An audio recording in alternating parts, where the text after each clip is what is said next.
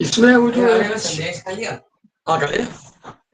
वो जो चिप उसमें लगाया था हमने, हाँ, वो कैसे काम करता है? इसमें तो ये तो इसका था, इसका है नहीं, वो नहीं अभी नहीं चाहिए, अभी तो नहीं चाहिए। हाँ, करता कैसे क्या?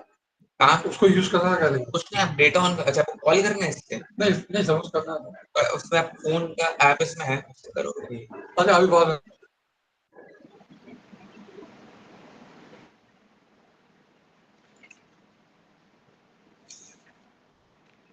हरे कृष्णा। सभी भक्तों के चरणों में दंडवत प्रणाम।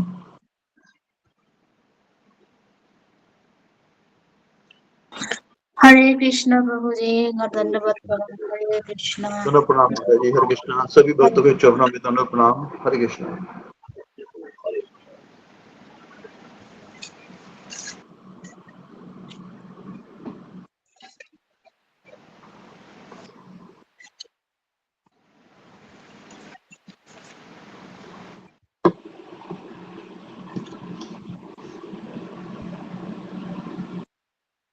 हरे कृष्ण प्रभु जी, हरे कृष्ण माता जी, दंडवत प्रणाम।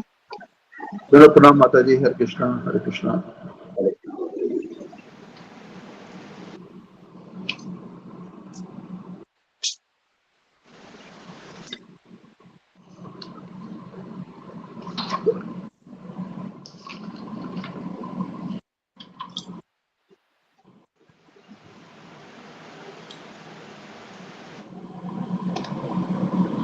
हरे कृष्ण प्रभु जी, दंडवत प्रणाम। हरे कृष्ण प्रभु दंडवत जी, प्रणाम माता जी। हरे माता कृष्णा। जी हरे सबको दंडवत प्रणाम। हरे कृष्ण माता जी, दंडवत प्रणाम।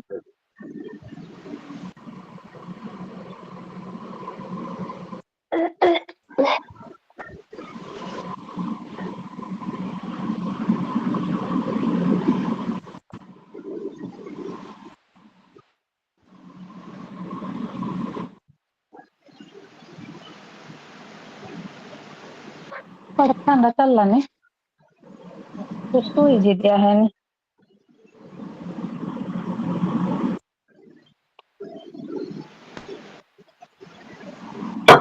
हरे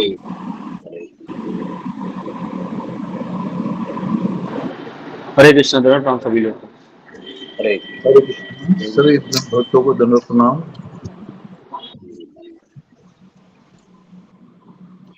सभी भक्तों को दंडवत प्रणाम। हरे कृष्णा। हरे कृष्ण सभी को दंडवत प्रणाम। दंडवत प्रणाम प्रभु जी। हरे कृष्णा। दंडवत प्रणाम माता जी। सभी भक्तों के चरणों में दंडवत प्रणाम। प्रणाम।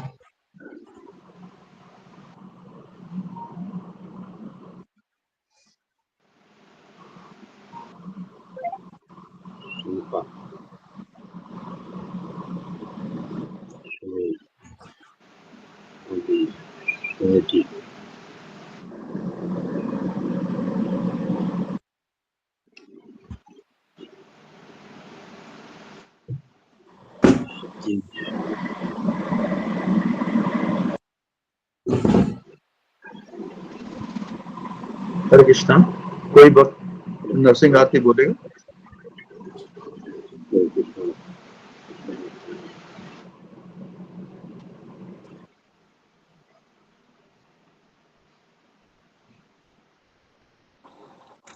मैं बोल सकती हूँ। बोलिए माता जी। हरे कृष्ण। जय नरसिंह जय जय नरसिंह जय नरसिंह वसुदेव भगवान की जय। नमस्ते नरसिंहाय नमस्ते नरसिंहाय नमस्ते नरसिंहाय प्रह्लादो नादो दायिने हिरण्याक्षो पूर्वकः हिरण्याक्षो पूर्वकः हिरण्याक्षो पूर्वकः शिलाटङ्कपुनखालये शिलाटङ्को खालये इतो नृसिंह परतो नृसिंह इतो नृसिंह परतो नृसिंह যত জাতিলামি তো নৃসিংহ বনে নৃসিংহ হৃদয়ে নৃসিংহ নৃসিংহ মাদিম শরণং প্রপদ্যে প্রভু করুণাবলে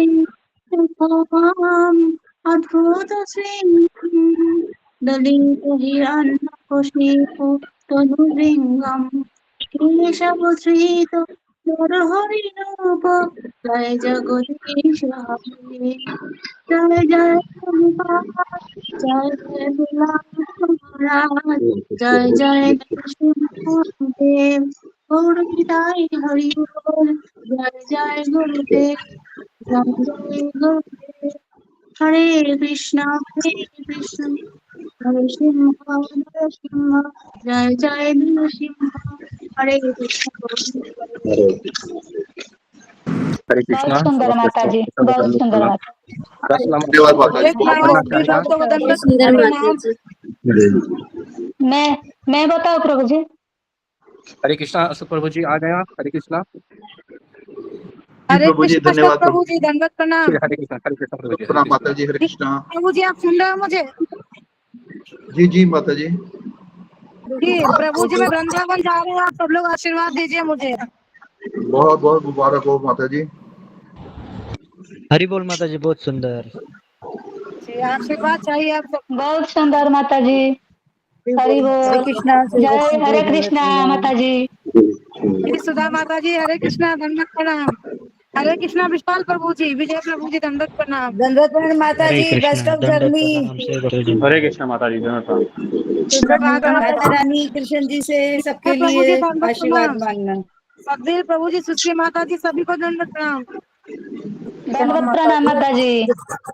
हैप्पी जर्नी माता जी, all the best. Happy journey आपको भी जी, बहुत बहुत धन्यवाद आप सबका। हरे कृष्णा। माता जी गुरुदेव भी आ रहे हैं। हरे कृष्णा। संजना माता जी हरे दंडवत कृष्णा। प्रणाम। हाँ प्रणाम, दंडवत प्रणाम माता जी। बहुत बहुत भगवान नाम के जप में होने वाले 10 अपराध इस प्रकार से हैं।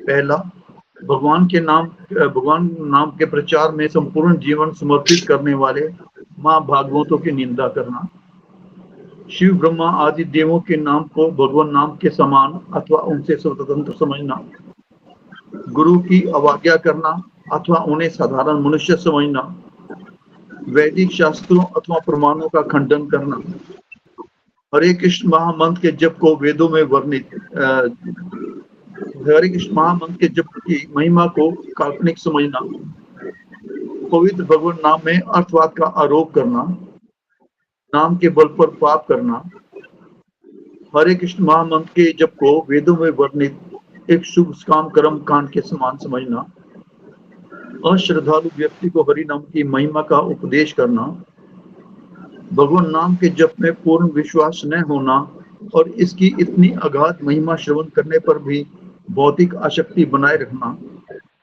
भगवान नाम का जप करते समय पूर्ण रूप से सावधान न रहना भी अपराध है। प्रत्येक वैष्णव भक्त को चाहिए कि इन 10 प्रकार के अपराधों से सदा बचकर रहे ताकि श्री कृष्ण के चरण कमलों में प्रेम शीघ्र प्राप्त हो, जो मनुष्य जीवन का परम लक्ष्य है। धन्यवाद। हरे कृष्णा। सभी भक्तों के चरणों में दंडवत प्रणाम, गुरु चरणों में दंडवत प्रणाम। बहुत सुंदर प्रभु जी, बहुत सुंदर। धन्यवाद, हरे बहुत सुंदर। हरे कृष्णा। हरि बोल हरि बोल हरि बोल। हरि बोल प्रभु जी, हरि बोल। हरे कृष्णा प्रभु जी दंडवत प्रणाम। सभी भक्तों के चरणों में धन्यवाद दंडवत। धन्यवाद। अब हमारे ग्रुप में ना एक गलत ट्रेंड शुरू हो गया है। जिसकी टर्न होती है बोलने की ना, वो स्किप कर जाता है। कल अंजलि सिंह माता जी की टर्न थी, वो स्किप हो गई, और जब क्लास शुरू हो गई तो वो आ गई। आज अंजलि साहू माता जी की टर्न है, वो स्किप हो गई। परसों भी किसी ने नहीं बताया, और मेरे को नहीं समझ आती हम कैसे ऐसा नहीं होना चाहिए कभी, ऐसा नहीं होना चाहिए ना, चाहिए ये बहुत गलत ट्रेंड है, बहुत गलत है भाई। ये पहले ऐसा नहीं था। हाँ तो बहुत मजबूरी कोई हो बात नहीं तो प्रभु जी, ऐसे होता है। चलिए, परेशानी हो ये तो भाग्य हम लोग को करना मिलता है पड़ेगा प्रभु ना। जी, बोलने का मौका मिलता है। हरे कृष्णा प्रभु जी। ये तो ठीक है प्रभु जी, पर ऐसे ना ये सिस्टम गलत है, डिसिप्लिन नहीं है। हमें अपने आप को सोचना चाहिए कि हम कहाँ खड़े हैं भक्ति में। हम आते तो हैं, हम खड़े कहाँ पे हैं। जब हम जानबूझ के स्किप करते हैं तो हम कहाँ खड़े हैं भक्ति में। सही बात हम इसका मतलब अपने आप को धोखा दे रहे हैं, या भगवान को धोखा देने की कोशिश कर रहे हैं, सत्संग को धोखा देने की कोशिश कर रहे हैं। कैसे कर, कहाँ पर खड़े हैं हम? नहीं, एक होना ही चाहिए, डिसिप्लिन तो ठीक है होना प्रभु चाहिए। जी, माता जी। तो अब कल के बारे में कौन बताएगा, कोशिश करेगा, प्रभु या मैं प्रभु जी, मैं बताऊं? कोशिश करता हूँ। नहीं तो अंजना माता जी बोलती है, बोलने दीजिए उनको। हरे कृष्णा। ये प्रभु जी आप बोलिए, बोलिए प्रभु जी, आप बोलिए। मैं बोलिए माता, प्रभु जी आप बोलिए। अनुमति है प्रभु जी का। हरे हरे कृष्णा। कृष्ण सभी दंडवत प्रणाम। कल हरे गुरु कृष्ण हरे दंडवत कृष्णा। हरे कृष्णा प्रणाम। गुरु जी हरे कृष्णा, गुरु जी दंडवत प्रणाम। हरे हरे कृष्णा कृष्ण प्रभु गुरु जी। जी दंडवत प्रणाम। सब भक्तों दंडवत प्रणाम। हरे कृष्ण गुरु जी दंडवत प्रणाम।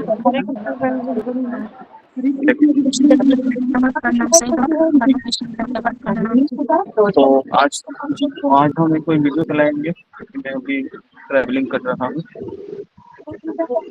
थोड़े समय पे हम, है ना, डिपार्चर करेंगे। तो जी, तो तब तक जो विजय पांडे कुछ बता रहे थे वो बताएंगे।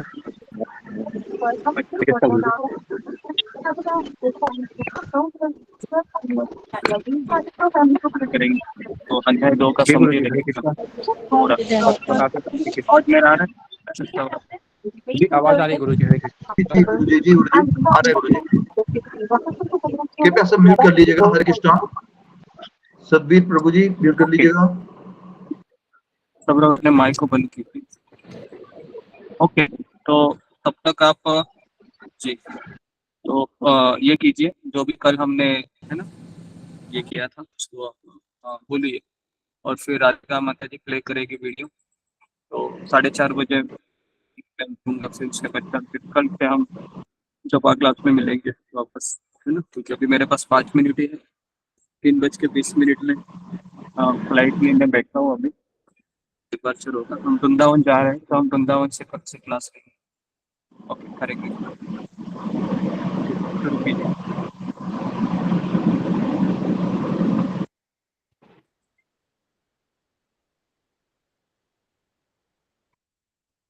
बोलिए विजय प्रभु जी। हरे कृष्णा। हरे कृष्णा प्रभु जी, दंडवत प्रणाम जी गुरु जी। हरे कृष्ण कल गुरु जी दंडवत प्रणाम। कल अध्याय 2 का श्लोका 14 से लेकर 30 तक बताते हैं। तो सबसे पहले भगवान को बताते हैं। भगवान श्री कृष्ण अर्जुन को बताना चाह रहे थे कि भीष्म पितामह और गुरु द्रोणाचार्य को नया शरीर प्राप्त होने वाला है। भीष्म और द्रोण सज्जन पुरुष होने के नाते उन्हें आध्यात्मिक शरीर या कम से कम स्वर्ग का शरीर प्राप्त होगा। तो दोनों दशाओं में शोक करने का कोई कारण नहीं था। फिर गुरु जी यहाँ क्वेश्चन बोलते हैं कि अर्जुन यहाँ तर्क दे सकता है कि कृष्ण आप सही कह रहे हैं कि हर एक व्यक्ति संसार में आया है, वह एक दिन जाने वाला है। आप कह रहे हैं कि उसको नया शरीर मिलेगा, मुझे यह भी स्वीकार है। आप कह रहे हैं कि शोक मत करो, यह भी मुझे स्वीकार है। फिर भी शोकग्रस्त क्यों हो जाऊंगा, क्या कारण? तो गुरु जी इसमें बताते हैं कि अर्जुन का तर्क यहाँ पर यह था कि आप सही कह रहे हैं, कृष्ण के पितामह भीष्म और गुरु द्रोणाचार्य को आध्यात्मिक शरीर प्राप्त होगा, लेकिन मैं उनके वर्तमान शरीर से आसक्त हूँ। उनके विरह से मुझे शोक होगा, इसलिए मेरा मन और इंद्रियां यहाँ सोच कर जल रही है। श्लोका 2.14 कृष्ण अर्जुन को कह रहे हैं कि सुख दुख का उदय होना है और अंतर शांत होना है। इसलिए अर्जुन मनुष्य को ग्रहण करना सीखना चाहिए। यहाँ गुरु जी क्वेश्चन पूछते हैं, यहाँ पर भगवान श्री कृष्ण अर्जुन के माध्यम से हमें कौन सा उपाय बताना चाहते थे? जब हमारा चहेता व्यक्ति चला जाता है तो हमें क्या करना चाहिए? इसमें गुरु जी आंसर बताते हैं कि हमें उस वक्त करना सीखना चाहिए। फिर गुरु जी क्वेश्चन कहते हैं कि अगर हम सहन नहीं करेंगे तो इसका तकलीफ किसको होगा? तो इसमें आंसर गुरु बताते हैं कि अगर हम सहन नहीं करेंगे तो फोटो के सामने रोते रहेंगे तो दुख मेरा और भी बढ़ता जाएगा। यदि फोटो के सामने यदि हम ज़्यादा से कम 2 या 3 दिन तक ही हमें रोना चाहिए, अधिक दिनों तक रोना नहीं चाहिए। इसको ज़्यादा अधिक दिन तक हम रोते हैं तो इसका अर्थ है कि हम भगवद गीता के श्लोकों को हम ठीक से नहीं समझे हैं। हमें समय के साथ अपने को समझा लेना चाहिए, अपना कर्तव्य निभाना पड़ता है। इस श्लोक में अर्जुन को कौन्तेय तथा भारत कहा गया है। यह अर्जुन के माता के कुल तथा पिता के कुल की महान विरासत को प्रदर्शित करती है। फिर 2.15 में गुरुजी बताते हैं कि सुख दुख में संभाव रखना और विचलित ना होकर अपने आध्यात्मिक कर्तव्य को निभाते रहना, वही व्यक्ति मुक्ति के योग्य है। इसमें फिर गुरुजी क्वेश्चन पूछते हैं, जब हमें खुशी मिलती है तो कितने लोग कितने लोगों को यह लगता है कि अभी भगवान ने हमें बहुत कुछ दिया है, अभी मैं थोड़ा सा लापरवाह हो जाता हूँ, थोड़ा सा भौतिक संसार के मजे के एंजॉय करना चाहता हूँ। तो इसमें गुरुजी बताया ज़्यादा सुखी तथा ज़्यादा दुख भक्ति के लिए प्रतिकूल है। फिर बताया सुख में हमें क्या सोचना चाहिए और दुख में हमें क्या सोचना चाहिए ताकि हम दोनों परिस्थिति में संभाव रख सकें। तो इसमें गुरुजी बताते हैं, सुख में एक भक्त को सोचना चाहिए कि कृष्ण मेरे ऊपर बहुत कृपा किए हैं, मेरी नौकरी, मेरा परिवार, इसमें से किसी भी चीज़ की कमी नहीं है। यह भगवान ने इसलिए किया ताकि मैं और भगवान श्री कृष्ण वैष्णव की सेवा कर सकूं।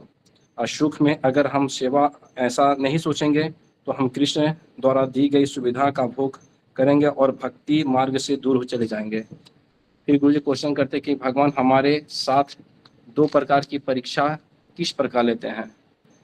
तो फिर गुरु जी बताते हैं कि कृष्ण हमारी दे के और लेके परीक्षा लेते हैं। तो इसमें फिर वो शब्द बताते हैं, गुरु जी हमारी देकर मतलब हमें इतना प्रचुर मात्रा में देंगे तो हम सोचेंगे कि मेरे सारे सपने पूरे हो गए। इस हालत में सत्संग नहीं है, गुरु के आश्रय नहीं है, तो अभी इसका माना करूं, फिर हम कृष्ण को भूल जाएंगे। यदि कृष्ण हमारे साथ लेकर परीक्षा लेते हैं तो जैसे हमें बिल्कुल कंगाल कर देंगे। कृष्ण हमें दाल रोटी छत की व्यवस्था रखते हैं, बस कृष्ण हमसे सुविधा छीन लेंगे। दुख में एक भक्त को क्या सोचना चाहिए? तो गुरुजी बताते हैं, इसमें दुख में एक भक्त को सोचना चाहिए कि यह मेरे ही कर्म का परिणाम है, लेकिन कृष्ण इतने दयालु हैं कि उन्होंने मेरे कर्म फल को कम करके मेरी सहायता की ताकि मैं अपने आध्यात्मिक कर्म को निभा सकूं। अगर हम ऐसा नहीं सोचेंगे तो हम गंधारी की तरह कृष्ण जी को साप देंगे। 2.60 में बस श्लोका बताते हैं, कृष्ण अर्जुन को कह रहे हैं कि देखो अर्जुन, केवल मैं ही नहीं, तत्वदर्शी ब्रैकेट में साधु संत ने निष्कर्ष निकाला है कि आत्मा शाश्वत है, शरीर नश्वर है।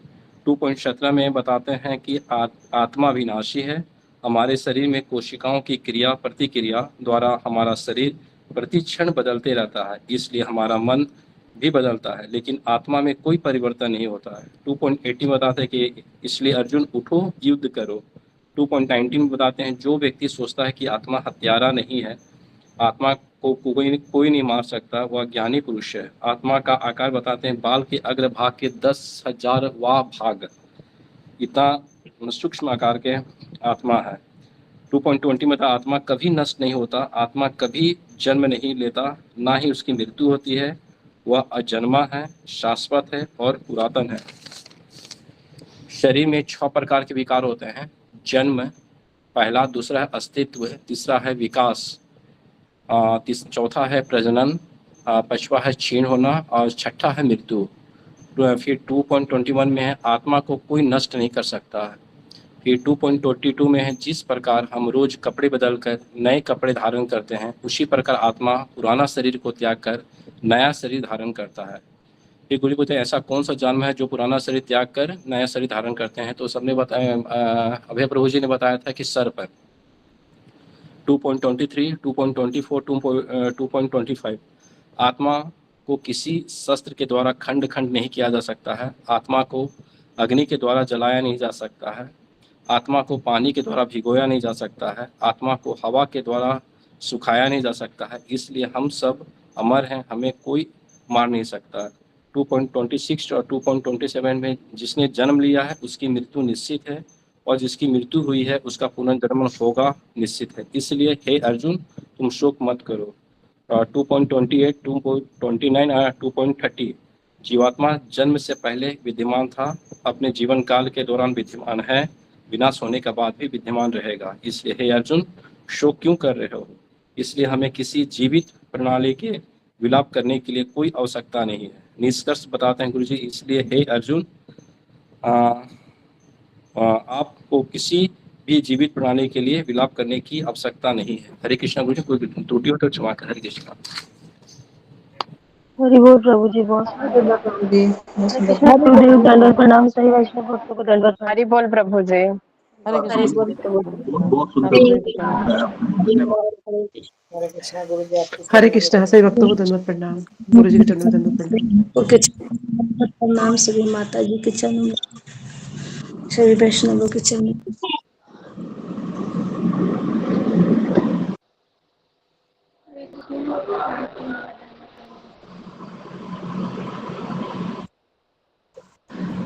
अभी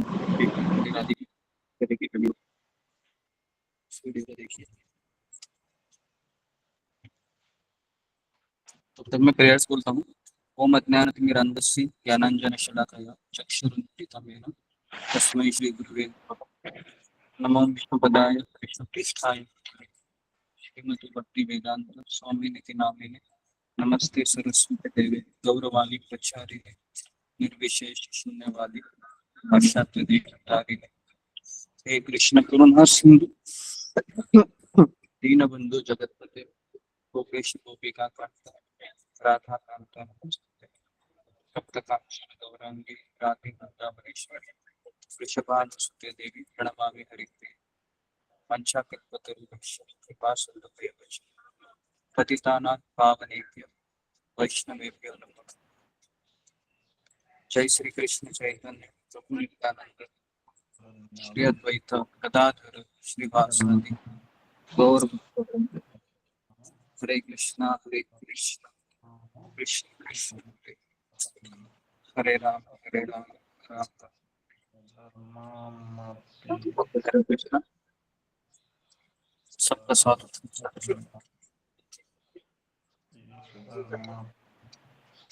तो हम पहला अध्याय पूरा किए हैं और हम दूसरे अध्याय के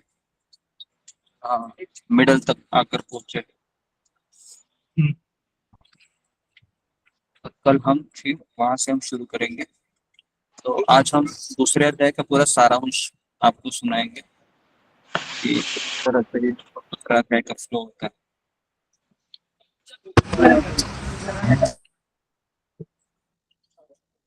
ओके, तो जैसे ही राधिका माता जी प्ले करेगी तो फिर हम सुनेंगे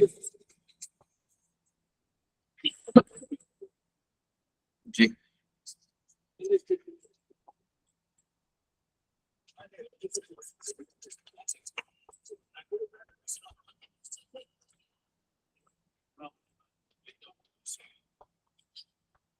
ओके, तो अभी थोड़े समय में मेरा नेटवर्क डिस्कनेक्ट हो सकता है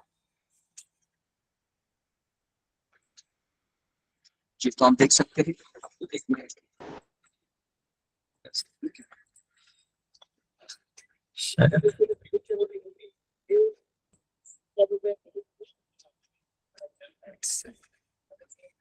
पता नहीं।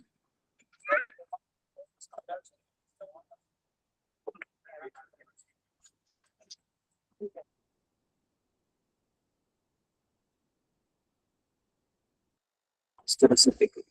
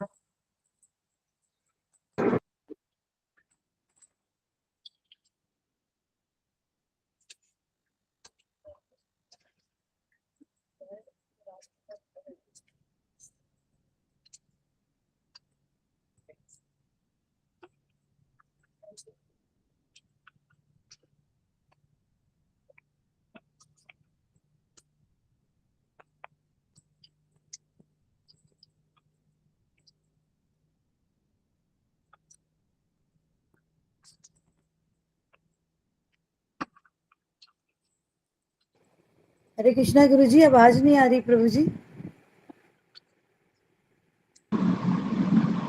माता जी, गुरु जी का एरोप्लेन लैंड टेक ऑफ हो रहा है, वो दिखा रहे हैं, बोल रहे हैं।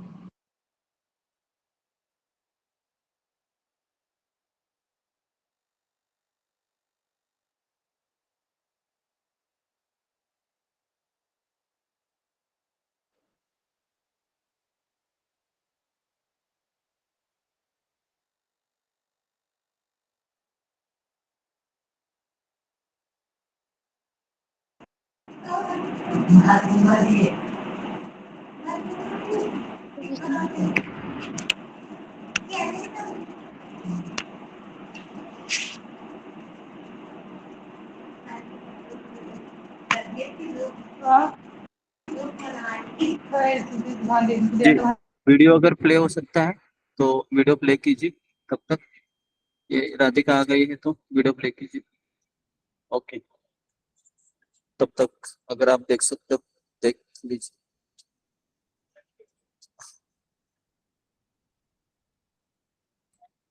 कल से हम क्लास सब है ना वृंदावन से करेंगे। जितना हो सके हम आपको कुछ वहाँ के लीला स्थली है भगवान की, अगर मौका मिला तो हम वृंदावन की कुछ लीला स्थली कवर करेंगे।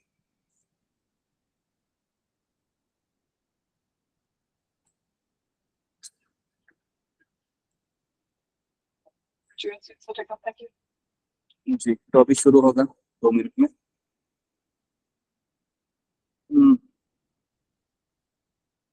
देखो इस संसार में किस तरह से है ना, भक्तिविनोद ठाकुर का भजन मुझे याद आ रहा है कि है ना, उसमें एक भजन में वो लिखते हैं कि विद्यार है ना, भ्रमी देशे देशे धन धन उपार्जन करी, ऐसा एक श्लोक आता है ना, कि हर एक व्यक्ति एक देश से दूसरे देश केवल धन कमाने के लिए जा रहे हैं, है ना। मेरे साथ काफी लोग यहाँ पर बैठे हैं, हर एक व्यक्ति का एक ही उद्देश्य है कि सब लोग अपने बिजनेस या जॉब के सिलसिले में एक जगह से दूसरी जगह जा रहे हैं। कोई यहाँ पर ऐसा व्यक्ति नहीं बैठा है कि जो आध्यात्मिक जीवन के लिए भगवान से कुछ आध्यात्मिक शिक्षण प्राप्त करने के लिए जाने की इच्छा रख रहा है ना। तो इस संसार का स्वभाव ऐसा है कि हर एक व्यक्ति को संघर्ष करना होता है, खाने के लिए, पीने के लिए, परिवार का नियोजन करने के लिए धन की बहुत जरूरत होती है। सुबह से शाम तक उसके मन में एक ही विचार चलता है कि पैसे कहाँ से आएंगे और कैसे है ना हमारा घर गृहस्थी चलेगा, इत्यादि इत्यादि। और इस तरीके से पूरी जिंदगी उसी में चली जाती है और माया उसको इस तरह से उसको पागल बना देती है इसी थॉट को लेकर कि अगर तुम जॉब नहीं करेगा तुम्हारा कुछ नहीं हो सकता, है ना। तो ऑफ कोर्स एक भक्त भी जॉब करता है, लेकिन उसको पता होता है कि मैं जॉब इसलिए कर रहा हूँ ताकि मैं भक्त आध्यात्मिक जीवन में आगे बढ़ सकूं, और जो भी भगवान श्री कृष्ण गीता में कहते हैं उसका पालन कर सकूं, और जो मेरे कर्तव्य है उसको मैं निभा सकूं। तो इसलिए वह एक्चुअली, है ना, जॉब करता है। नहीं तो उसको पता है कि जॉब करके तो क्या मिलने वाला है मुझे, क्योंकि सब कुछ तो इधर ही रख के जाने वाले है ना। तो जी, तो अभी इस तरीके से अभी हम टेक ऑफ कर रहे हैं फ्लाइट। तो शायद मेरा आवाज है वह बंद हो सकता है आपसे बात करते करते। तो फ्लाइट मेरा पहले था, डिले हो गया, डिले नहीं कैंसिल, ये हो गया, मिस हो गया, तो मुझे दूसरा फ्लाइट लेना पड़ा था। तो इस तरीके से संसार है ना। तो हम भगवत गीता के पहले 2 अध्याय पे हमने चर्चा की है पूरी तरीके से कि किस तरह से हम, है ना, अध्याय 1 अध्याय 2। तो अध्याय 1 में हमने 2 एपिसोड लिए थे। पहला एपिसोड हमने लिया था कि धृतराष्ट्र है और संजय, है ना, ये इंक्वायरी कर रहे हैं, और हम पहले दिन में हमने 26 श्लोक कवर किए थे, अगर आपको याद होगा, है ना। तो हमने 26 श्लोक कवर किए थे। तो उसके पश्चात फिर हमने दूसरे दिन श्लोक क्रमांक 27 से लेके श्लोक क्रमांक, है ना, 46 तक पूरा हमने दूसरे अध्याय में अर्जुन ने 4 कारण दिए थे वो बताए थे। और फिर हमने सेकंड अध्याय लिया था, तो उसमें हमने कम से कम पहले 10, 11, 12 श्लोक कवर किए थे, है ना, मुझे याद है। और फिर हमने चौथे दिन, कल के दिन हमने फिर 30 श्लोक तक हमने एंट्री की। तो आज मैं 31 से 50 तक मुझे जाना था, लेकिन भगवान की कुछ और योजना है ना। तो रूबी कुमारी आई थी दोपहर टिफिन लेने के लिए मुझे, नहीं तो मैं सोच रहा था कि आज पूरा दिन भूखा रहना पड़ेगा। तो भगवान की, है ना, भगवान की इच्छा थी कि मैं कुछ खाना खा सकूं। तो ये रूबी कुमारी इधर ही रहती है अंधेरी में ही, जहाँ पर एयरपोर्ट है। तो वो भी आधे घंटे में आ गए, जो भी उसने लाया था उससे थोड़ा भर गया। नहीं तो क्योंकि यहाँ से अहमदाबाद, अहमदाबाद से फिर दिल्ली करके से 2 फ्लाइट लेनी है मुझे, तो रात को 9, 8:30 बजेंगे, है ना। तो फिर पूरा दिन भूखा रहना पड़ता था। और वो एकदम 5 से 10 मिनट थे मेरे पास, उस समय वो आ गई। नहीं तो मैं सोच रहा था कि आकर भी वापस जाएगी। मैं देख रहा हूँ कि कहीं ना कहीं भगवान है वह मदद करते हैं। हम जब, है ना, जब हम दूसरों के लिए जीते हैं, मैंने ऐसा अनुभव किया है कि भगवान है वह हमारी मदद करते हैं। ये मेरा स्वयं का अनुभव है पिछले 3-4 साल का। और पिछले 20 साल तो मैं अपने लिए जिया था, तो, है ना, तो ऐसा कुछ अनुभव नहीं था। लेकिन जैसे हम अ, दूसरों के लिए जीते हैं, खास करके आध्यात्मिक जीवन देने के लिए, तो उस समय हमें ऐसे ऐसे मिरेकल, है ना। अभी मुझे भी पता नहीं थे कि वो रहेगी अवेलेबल या नहीं रहेगी, है ना। मैंने जस्ट 12 बजे फोन किया, 12:30, 1 बजे, और कहा कि 1 ही घंटा है तुम्हारे पास, आ सकते हैं। तो खाना भी जो उसने बनाया था, भी पता नहीं उसने उसके मुंह का खाना दिया क्या मुझे, कि क्योंकि खाना तो वैसे ही बना बनाया था, वही लेके आ गए। तो 2 बजे आ गए, और फिर 2:30 बजे मेरा बोर्डिंग था। 2:15, 2:20 हो गए, 10 मिनट था मेरे पास। और इस तरीके से भगवान की कृपा से टिफिन मिला, 2:30, पौने 3 बजे खाना खाया, फिर 3 बजे अंदर घुसा यहाँ पर फ्लाइट में। 3:20 का डिपार्चर था, लेकिन अभी भी पता नहीं, प्लेन अभी भी रुका हुआ है। तो अभी भी मुझे पता नहीं कि क्या भगवान सोच रहे कि जो भी है, जितना भी समय हमको मिल रहा है, हम भगवान के बारे में चर्चा करेंगे, ठीक है जी। और जब टेक ऑफ होगा तो मेरा अचानक आवाज आना बंद हो जाएगा, क्योंकि आसमान पे कोई नेटवर्क नहीं पकड़ता है ना। तो काफी यहाँ पर एक के बाद एक एरोप्लेन लगे रहते हैं उड़ान के लिए। तो जब तक इनका टाइम सेट नहीं होता है ये टेक ऑफ नहीं करते हैं। तो जो भी है भगवान ने हमें समय दिया है, जितना भी समय हम भगवान हमें देते हैं हमने भगवान के बारे में चर्चा करनी चाहिए। तो मुझे लगता है कि पहले 18 सेशन हमने पिछले साल लिए थे, जिसमें हमने एक दिन में एक अध्याय कवर किया था, और ऐसे 18 दिन में मैंने 18 दिन में 18 पूरे अध्याय कंप्लीट किए थे, और इसके सारे रिकॉर्डिंग अवेलेबल है ना। अगर आप प्लेलिस्ट में जाओगे ना, बहुत सारा चीज मैंने बताया है। कम से कम है ना कितने लेक्चर है, राजेश चौधरी को पता है, कम से कम 2 से 2,500 लेक्चर है ना हमारे यूट्यूब चैनल में। हर रोज 3-3 लेक्चर देते हुए कम से कम 2,000 है ना 2,500 लेक्चर है, जो आप कभी भी सुन सकते हैं। भगवत गीता, भागवतम, गोलोक वृंदावन के बारे में अलग अलग विषय पे हमने प्रवचन किए हैं पिछले 2.5 से 3 साल में। सारा डेटा अवेलेबल है ना। काफी चीजें हमने डिस्कस की है पिछले 2.5-3 साल में। जपा टॉक भी है ना, काफी चीजें हैं। बस आप कोई भी रिकॉर्डिंग है लगाते रहिए, है ना, तो आप हमेशा स्वयं को कनेक्टेड फील करोगे। ठीक है, तो आप में से कितने लोग हैं वो पुराने रिकॉर्डिंग भी देखते हैं प्ले करके? आप फिंगर को रेज कीजिए। कभी आपने किया है कि पुराने जितने भी रिकॉर्डिंग है जिसमें पुराने भक्तों के भी दर्शन होते हैं जो पहले आते थे अब नहीं आ रहे, है ना। तो जी बाकी की रिकॉर्डिंग भी उसी में मिल जाएगी तो जी?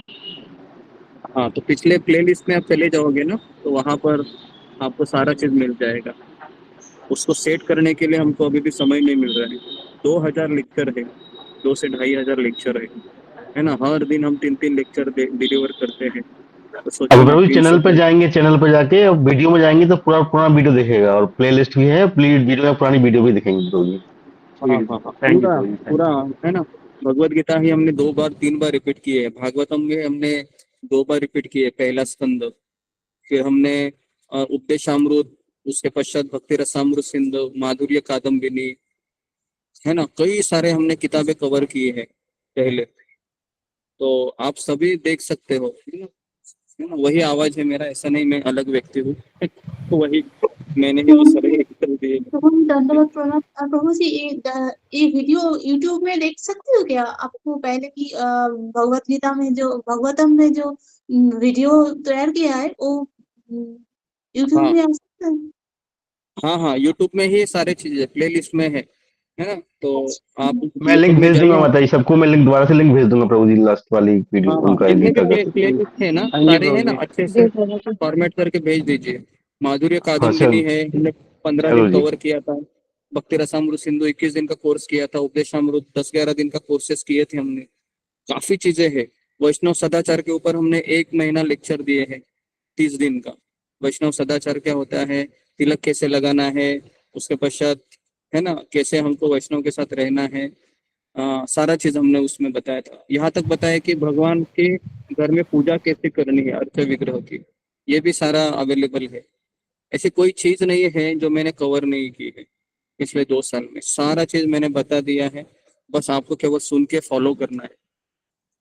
तो प्रभुपाद लीलामृत से लेके अनोखा सफर, पता है आपको, अनोखा सफर हमने 3 महीने लिया था, 100 दिन कंटिन्यू। महाराज का किताब है अनोखा सफर, उसमें से हमने पूरा 100 दिन हमने कवर किया था। आप उसको देखिए, उसमें बहुत सुंदर सुंदर हमने राधानाथ स्वामी महाराज के दृष्टांत बताए हैं। इतना सारा चीज है ना कि पूरी जिंदगी चली जाएगी, है ना, क्योंकि रोज हमारे 3-3 लेक्चर होते ही है ना, तो वो भी सुनना है। तो इतना डेटा रखेंगे। अपनी कुर्सी की पेटी बांध पे।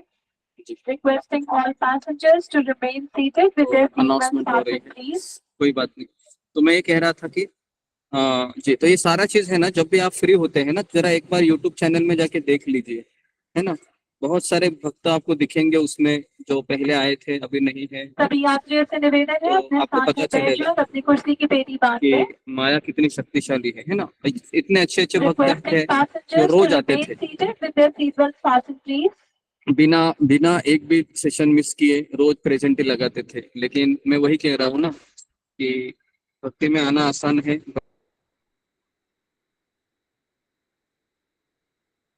हमको है ना गाइडेंस मार्गदर्शन चाहिए होता है, शंका आएगी, संशय आएंगे, तो भी हमें शंका का निवारण करके आगे आगे बढ़ना है। नहीं तो क्या होगा, नहीं तो इतना अच्छा अवसर को हम खो देंगे। ठीक है, लेकिन जितने भी लोग आए हैं सबका प्रगति तो हुआ था, कुछ परसेंटेज भक्ति पूरा हुआ है, और इसके पश्चात फिर वो माला कर ही रहे हैं, माला को तो छोड़े नहीं है ना जी। गुरुजी आप कौन पे जा-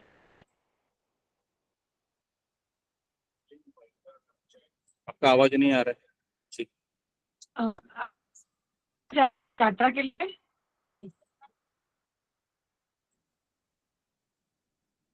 किसी को आवाज आ रहा है?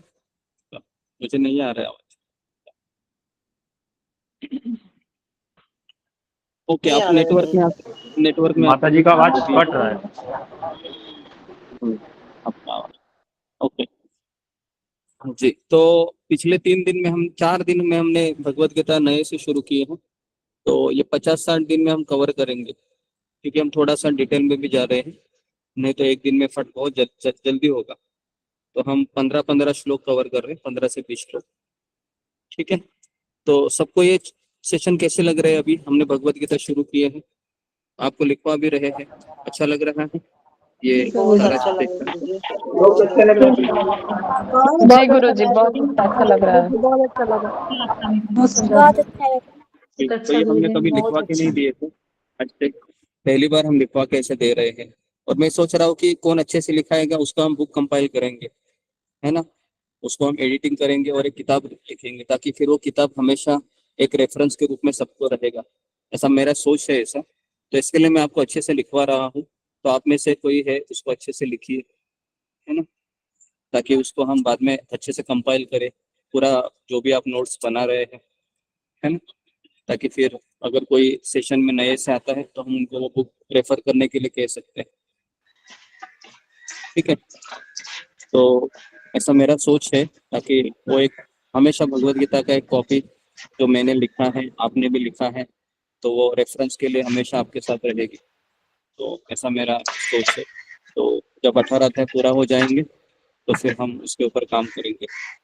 तो वैसे हम भागवतम भी आपको देना चाहते हैं, भागवतम हो, दशम हो, भक्ति रसामृत सिंधु हो, तो सारा चीज हम देना चाहते हैं आपको, ताकि आपको उस जिस भाषा में आपको समझ में आए उस भाषा में हम आपको बताएंगे उदाहरण के साथ, ताकि वो हमेशा वो एक बुक के फॉर्म में आपके पास रहेगा, है ना, और आप किसी को समझा भी सकते हैं उस किताब में से पढ़कर, है ना, ताकि कहाँ पर भी मान लो कि हमारा कुछ हो भी जाता है भविष्य में, तो किताब आपके पास रहेगी और फिर आप उससे प्रचार कर सकते हो।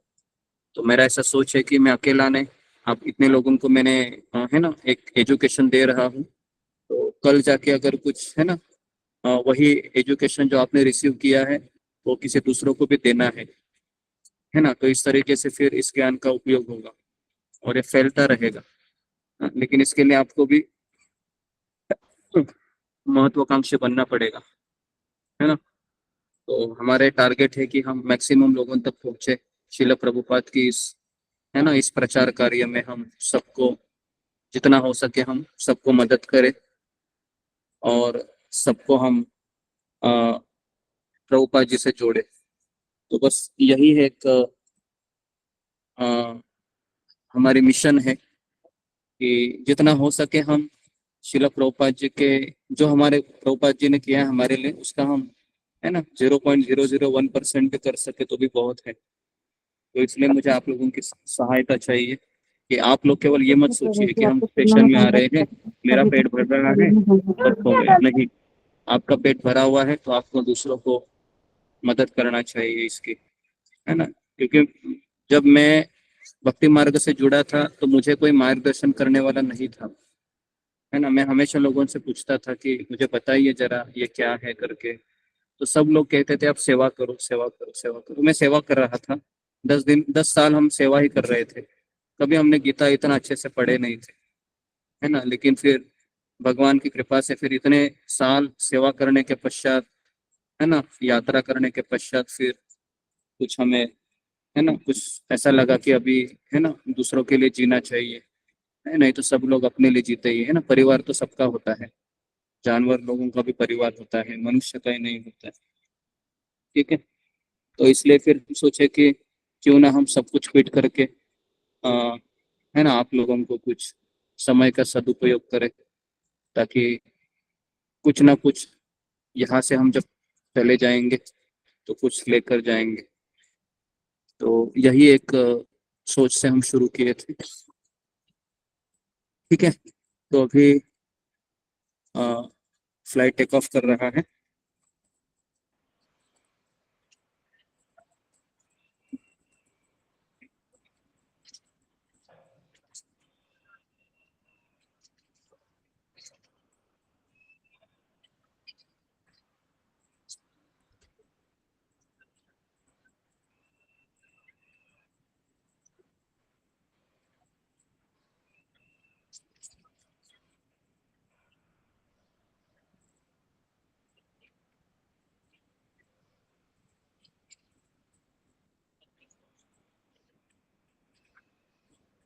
ये देखो उड़ गया।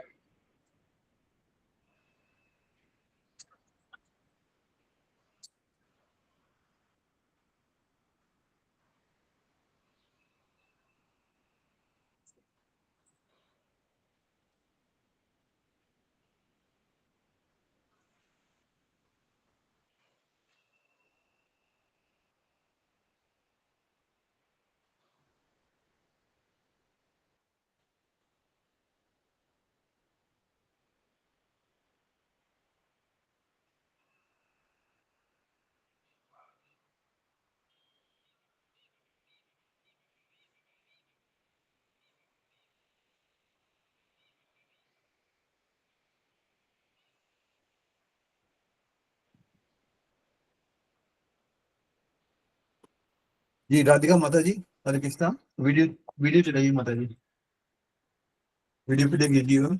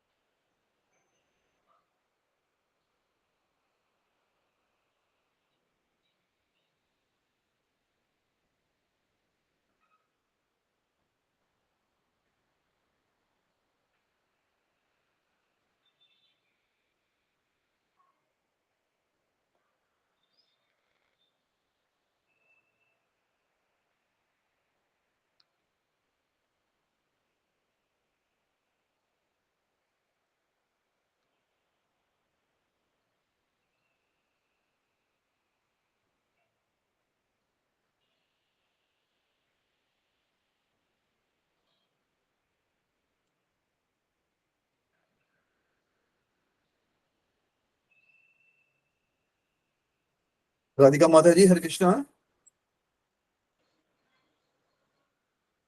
यहाँ आगे तो अपनी है।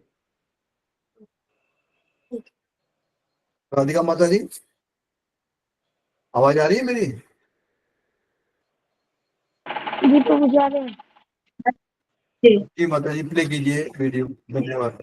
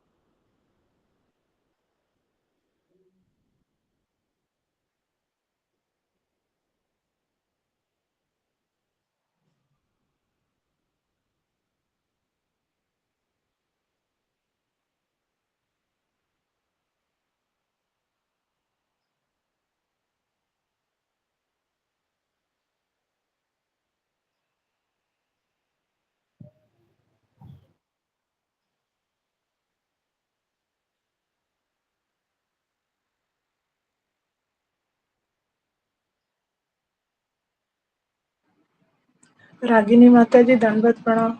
माता जी एक गाना गाइए ना। माता जी एक मैं भजन गा तो गाइए। सकती हूँ, लेकिन माता जी मैं गाड़ी में हूँ तो आवाज क्लियर नहीं आएगा। मैं सफर में हूँ माता जी, आप सीधा दिखा रहे हैं, सीधा तो आवाज अच्छा नहीं आएगा। ये तो पूरा दिखा रहा है, स्ट्रेट देखो आप। कहाँ दिखा रहा है ये देखो। अरे देखो तो पहुंच के फिर सुनाऊंगी माता जी आपको। अभी यहाँ पे नेटवर्क का दिक्कत है तो आवाज ठीक से आएगा नहीं माता जी। माता जी दंडवत। मुझे क्षमा कीजिएगा माता जी।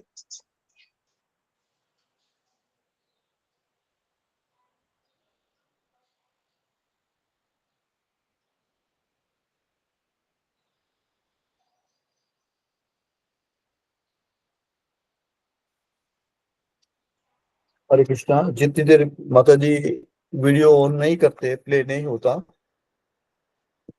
तो कृपया हम भगवत गीता का 31वें श्लोक से अब भगवत गीता रीड करते हैं। और जिनके साथ हाथ में भगवत गीता है पास में, वो कृपया हैंड रेस कीजिए।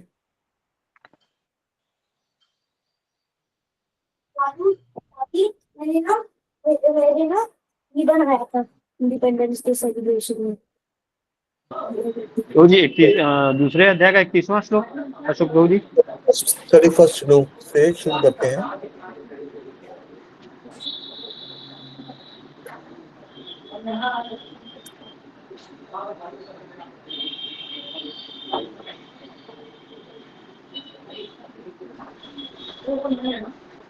अध्याय कौन सा प्रभु जी? सेकंड अध्याय। अच्छा सेकंड अध्याय जी। तो मैं सबके हैंड लो कर रहा हूँ, कृपया हैंड रेस कीजिए दोबारा से, पहले सबके हैंड रेस से। जी रेखा माता जी पढ़िए हरे कृष्णा। हरे कृष्ण प्रभु जी दंडवत प्रणाम। सभी भक्तों के चरणों में दंडवत प्रणाम। 31 नंबर श्लोक पढ़िए। स्वधर्ममपि चावेक्ष न विकम्पितुमर्हसि धर्म्याद्हि युद्धात् श्रेयो अन्यत् क्षत्रियस्य न विद्यते। क्षत्रिय होने के नाते अपने विशिष्ट धर्म का विचार करते हुए तुम्हें जानना चाहिए कि धर्म के लिए युद्ध करने से बढ़कर तुम्हारे लिए अन्य कोई कार्य नहीं है, अतः तुम्हें संकोच करने की कोई आवश्यकता नहीं है। तात्पर्य, सामाजिक व्यवस्था के 4 वर्णों में द्वितीय वर्ण उत्तम शासन के लिए है और क्षत्रिय कहलाता है। क्षत का अर्थ है चोट खाया हुआ। जो क्षति से रक्षा करे वह क्षत्रिय कहलाता है, जैसे कि त्रायते रक्षा प्रदान करना। क्षत्रियों को वन में आखेट करने का प्रशिक्षण दिया जाता है। क्षत्रिय जंगल में जाकर शेर को ललकारता और उससे आमने सामने अपनी तलवार से लड़ता था। शेर की मृत्यु होने पर उसकी राजसी ढंग से अंत्येष्टि की जाती थी। आज भी जयपुर रियासत के क्षत्रिय राजा इस प्रथा का पालन करते हैं। क्षत्रियों को विशेष रूप से ललकारने तथा मारने की शिक्षा दी जाती है, क्योंकि कभी-कभी धार्मिक हिंसा अनिवार्य होती है। इसलिए क्षत्रियों को सीधे संन्यासाश्रम ग्रहण करने का विधान नहीं है। राजनीति में अहिंसा कूटनीतिक चाल हो सकती है, किंतु यह कभी भी कारण या सिद्धांत नहीं रही। धार्मिक संहिताओं में उल्लेख मिलता है, आहवेषु मिथो अन्योन्यम जिघांसन्तो महीक्षितः युद्धमानाः परम शक्त्या स्वर्गम यान्त्यपरां मुखाः यज्ञेषु पशवो ब्रह्मन् हन्यन्ते सततं द्विजैः संस्कृताः किल मंत्रैश्च ते अपि स्वर्गम अवाप्नुवन्ति। युद्ध में विरोधी ईर्ष्यालु राजा से संघर्ष करते हुए मरने वाले राजा या क्षत्रियो को मृत्यु के अनंतर वे ही उच्च लोक प्राप्त होते हैं, जिनकी प्राप्ति यज्ञाग्नि में मारे गए पशुओं को होती है। अतः धर्म के लिए युद्ध भूमि में वध करना तथा याज्ञिक अग्नि के लिए पशुओं का वध करना हिंसा कार्य नहीं माना जाता, क्योंकि उसमें निहित धर्म के कारण प्रत्येक व्यक्ति को लाभ पहुंचता है और यज्ञ में बलि दिए गए पशु को एक स्वरूप से दूसरे में बिना विकास प्रक्रिया के ही तुरंत मनुष्य का शरीर प्राप्त हो जाता है। इसी तरह युद्ध भूमि में मारे गए क्षत्रिय यज्ञ संपन्न करने वाले ब्राह्मणों को प्राप्त होने वाले स्वर्गलोक में जाते हैं। स्वधर्म दो प्रकार का होता है। जब तक मनुष्य मुक्त नहीं हो जाता, तब तक मुक्ति प्राप्त करने के लिए धर्म के अनुसार शरीर विशेष के कर्तव्य करने होते हैं। जब वह मुक्त हो जाता है, तो उसका विशेष कर्तव्य या स्वधर्म आध्यात्मिक हो जाता है और देहात्म बुद्धि में नहीं रहता। जब तक देहात्म बुद्धि है, तब तक ब्राह्मणों तथा क्षत्रियों के लिए स्वधर्म पालन अनिवार्य होता है। स्वधर्म का विधान भगवान द्वारा होता है, जिसका स्पष्टीकरण चतुर्थ अध्याय में किया जाएगा। शारीरिक स्तर पर स्वधर्म को वर्णाश्रम धर्म अथवा आध्यात्मिक बोध का प्रथम सोपान कहते हैं। वर्णाश्रम धर्म अर्थात प्राप्त शरीर के विशिष्ट गुणों पर आधारित स्वधर्म की अवस्था से मानवीय सभ्यता का शुभारंभ होता है। वर्णाश्रम धर्म के अनुसार किसी कार्य क्षेत्र में स्वधर्म का निर्वाह करने से जीवन के उच्चतर पद को प्राप्त किया जा सकता है। हरे कृष्ण प्रभु जी, दंडवत प्रणाम। हरे कृष्ण। धन्यवाद माता हरि जी, बोल धन्यवाद। माता जी, हरि बोल। बहुत सुंदर माता जी। बहुत सुंदर माता जी, हरि बोल। अभय यादव प्रभु जी, हरे कृष्णा। जी हरे कृष्ण प्रभु जी। जी प्रभु जी। जी 32 श्लोक कर पढ़िएगा प्रभु जी। जी जी प्रभु जी। यदिच्छया च उत्पन्नं स्वर्गद्वारम् अपावृतं सुखिनं क्षत्रिया पार्थ लभन्ते युद्ध ईदृशम्। हे पार्थ, वे क्षत्रिय सुखी हैं जिन्हें ऐसे युद्ध के अवसर अपने आप प्राप्त होते हैं, जिससे उनके लिए स्वर्गलोक के द्वार खुल जाते हैं। तात्पर्य श्री प्रभुपाद के द्वारा विश्व के परम गुरु भगवान श्री कृष्ण अर्जुन की इस प्रवृत्ति की भर्त्सना करते हैं, जब वह कहता है कि उसे इस युद्ध में कुछ भी तो लाभ नहीं दिख रहा है, इससे नरक में शाश्वत वास करना होगा। अर्जुन द्वारा ऐसे व्यक्तित्व केवल अज्ञानजन्य थे। वह अपने स्वधर्म के आचरण में अहिंसक बनना चाह रहा था, किंतु एक क्षत्रिय के लिए युद्ध भूमि में स्थित होकर इस प्रकार अहिंसक बनना मूर्खों का दर्शन है। पराशर मुनि स्मृति में व्यासदेव के पिता पराशर ने कहा है, क्षत्रियो ही प्रजा रक्षरम शस्त्र प्राणी प्रदण्यम इति जित्य परिसैन्यादि क्षिति धर्मे पाल्ययतम। क्षत्रिय का धर्म है कि वह सभी कलेशों को नागरिकों की रक्षा करे, इसलिए उसे शांति तथा व्यवस्था बनाए रखने के लिए हिंसा करनी पड़ती है। अतः उसे शत्रु राजाओं के सैनिकों को जीत कर धन पूर्वक संसार पर राज्य करना चाहिए। यदि सभी पक्षों पर विचार करें तो अर्जुन को युद्ध से विमुख होने का कोई कारण नहीं था। यदि वह शत्रुओं को जीतता है तो राज्य भोग करेगा, और यदि वह युद्ध में मरता है तो स्वर्गलोक को जाएगा, जिसके द्वार उसके लिए खुले हुए हैं। युद्ध करने से उसे दोनों की ही तरफ लाभ होगा। हरे कृष्ण। धन्यवाद प्रभु जी। राखी तनवर माता जी, हरे कृष्णा। हरे कृष्णा, दंडवत प्रणाम प्रभु जी। अथ माता जी चेत 33 श्लोक। जी अथ चेत्त्वमिमं धर्म संग्रामं न करिष्यसि ततः सर्वधर्म कीर्ति च हित्वा पापमवाप्स्यसि। अतः चेत यदि तुम इमं इस धर्मस्य धर्म रूपी संग्रामम युद्ध को नहीं करिष्यसि करोगे, ततः तब स्वधर्मम अपने धर्म को, कीर्तिम यश को, च भी हित्वा खोकर, पापम पाप पूर्ण फल को अवाप्यसि प्राप्त करोगे। किंतु यदि तुम युद्ध करने के स्वधर्म को संपन्न नहीं करते तो तुम्हें निश्चित रूप से अपने कर्तव्य की उपेक्षा करने का पाप लगेगा और तुम योद्धा के रूप में भी अपना यश खो दोगे। तात्पर्य: अर्जुन विख्यात योद्धा था जिसने शिव आदि अनेक देवताओं से युद्ध करके यश अर्जित किया था। शिकारी के वेश में शिवजी से युद्ध करके तथा उन्हें हराकर अर्जुन ने उन्हें प्रसन्न किया था और वर के रूप में पशुपात्र प्राप्त किया था। सभी लोग जानते हैं कि वह एक महान योद्धा है। स्वयं द्रोणाचार्य ने उसे आशीष दिया था, एक विशेष अस्त्र प्रदान किया था जिसे वह अपने गुरु का भी वध कर सकता था। इस प्रकार वह अपने धर्मपिता एवं स्वर्ग के राजा इंद्र समेत अनेक अधिकारियों से अनेक युद्धों के प्रमाण पत्र प्राप्त कर चुका था।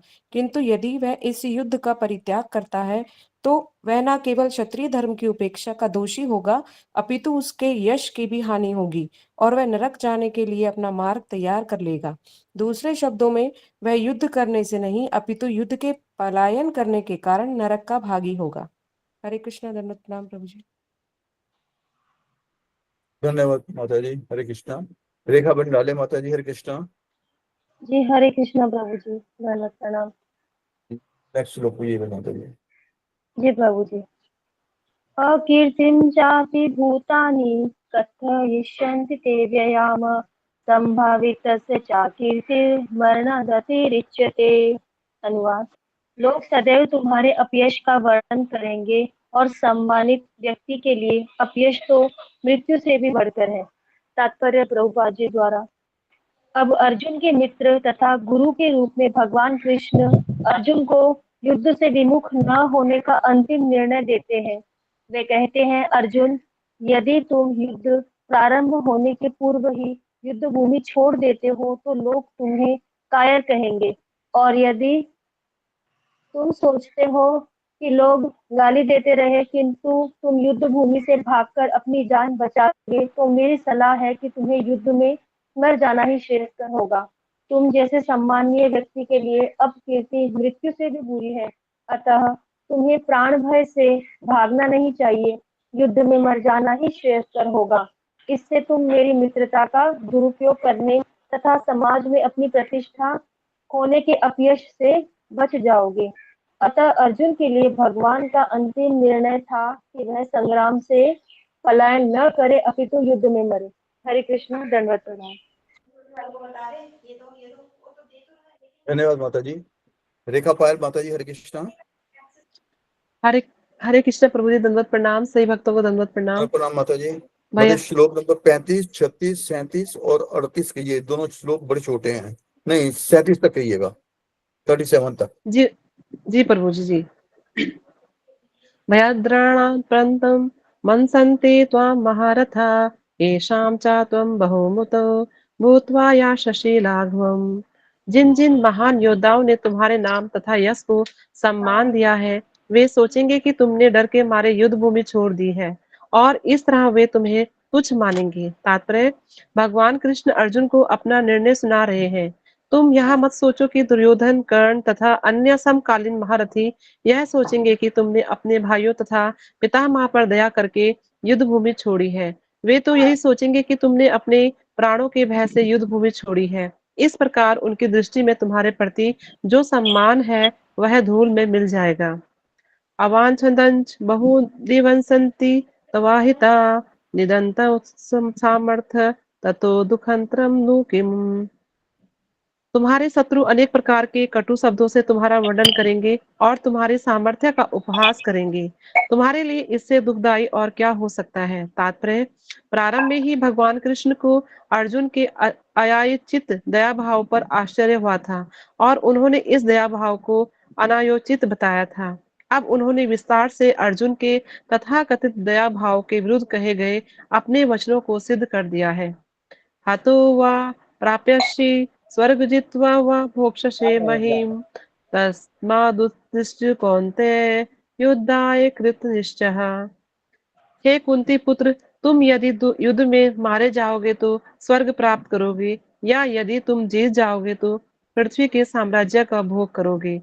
अतः दृढ़ संकल्प करके खड़े हो और युद्ध करो। तात्पर्य, यद्यपि अर्जुन के पक्ष में विजय निश्चित ना थी, फिर भी उसे युद्ध करना था, क्योंकि यदि वह युद्ध में मारा भी गया हो तो वह स्वर्ग लोक को जाएगा। हरे कृष्णा प्रभु जी, दंडवत प्रणाम। सही भक्तों के चरणों में दंडवत प्रणाम।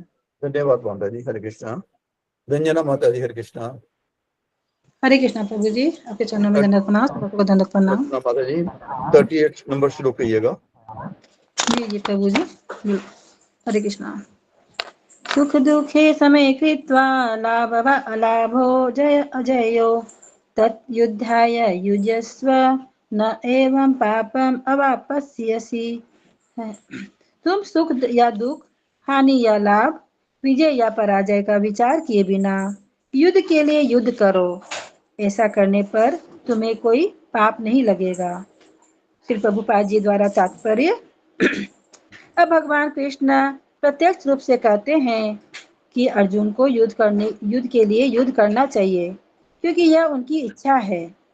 कृष्ण भावनामृत में के कार्यों में सुख या दुख, हानि या लाभ, जय या पराजय को कोई महत्व नहीं दिया जाता।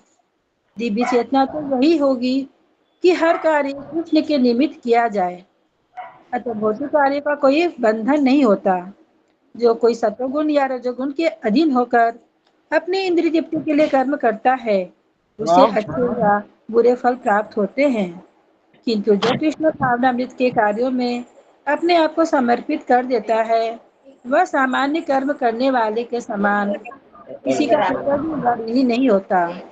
भागवत में 11:4:41 में कहा गया है, देवर्षि भूतात्मा निनानां पितर्नां न किंकरो नायं न नीच राजन सर्वात्मनाय शरणं शरण्यं गतो मुकुंदं परिहत्य कर्तम। जिसने अन्य समस्त कार्यों को त्याग कर मुकुंद श्री कृष्ण की शरण ग्रहण कर ली है, वह न तो किसी का ऋणी है और न किसी का कृतज्ञ, चाहे वे देवता, साधु, सामान्य जन अथवा परिजन, मानव जाति या उसके पितर ही क्यों ना हो। इस श्लोक में कृष्ण ने अर्जुन को अप्रत्यक्ष रूप से इसी का संकेत किया है। इसकी व्याख्या अगले श्लोकों में और भी स्पष्टता से की जाएगी। हरे कृष्णा। कुछ गलती तो क्षमा कीजिएगा। हरे कृष्णा।